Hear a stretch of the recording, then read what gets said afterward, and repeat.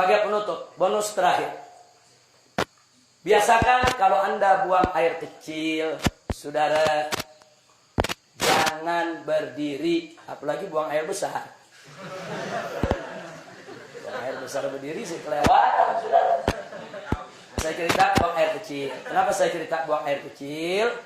Karena sekarang ini saya lihat sampai-sampai di masjid-masjid, kadang-kadang tempat kencingnya juga disediakan yang berdiri, saudara. Nggak pantas.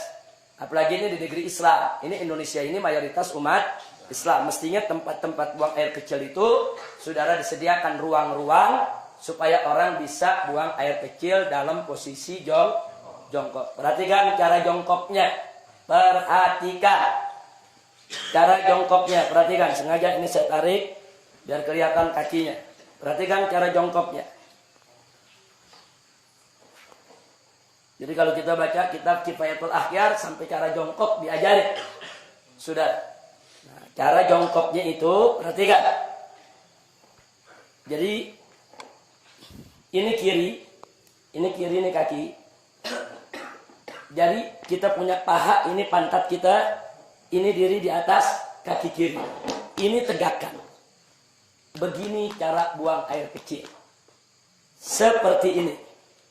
Nah, karena kalau Anda lakukan seperti ini, insya Allah buang air kecilnya tiris. Kita jauh dari penyakit silisil bol. Nah, penyakit yang kencing gak habis-habis.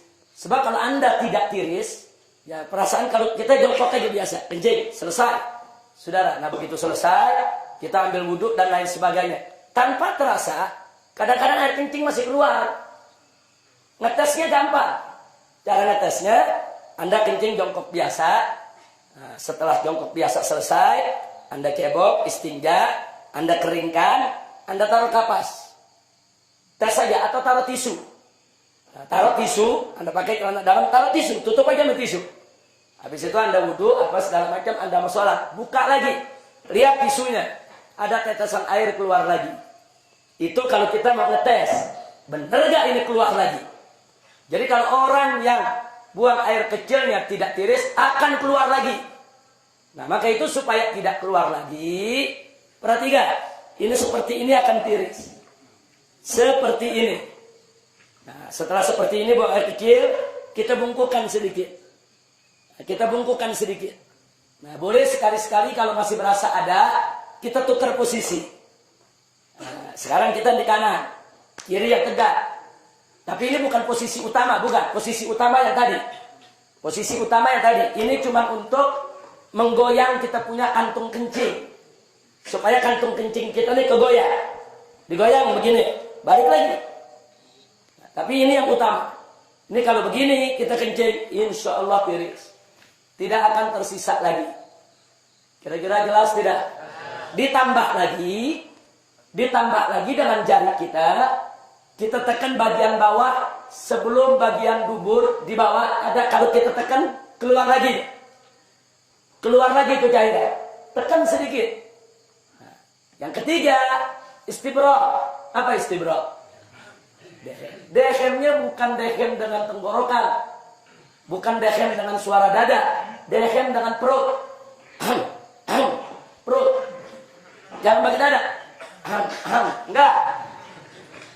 Coba lihat, ada bedanya nggak dengan dada sama dengan perut? Beda. Coba pakai perut, gimana deh? Perut kita tekan. 3-4 kali. Nah, itu klepnya terbuka. Kita dehem, klepnya terbuka, dia akan tiris air kencingnya. Kira-kira jelas? Habis itu baru kita istinja. Jadi Islam ini indah. Sampai cara kencing diajarin. Sampai cara kencing diajarin dalam Islam, ya ikhwah. Dan ternyata para dokter mengakui. Para dokter itu mengakui ternyata betul memang posisi itu membuat bukan hanya kantung kencing, membuat ginjal kita di posisi yang benar untuk membuang daripada air seninya. Jadi posisi ginjal nih, saudara, memang seperti ini.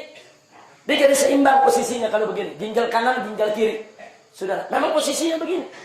Jadi untuk ginjalnya sehat, kantung kencingnya sehat, dan insya Allah tidak menetes lagi. Kira-kira jelas? Nah, ini oleh-oleh pelajaran terakhir. Mudah-mudahan manfaat untuk kita semua.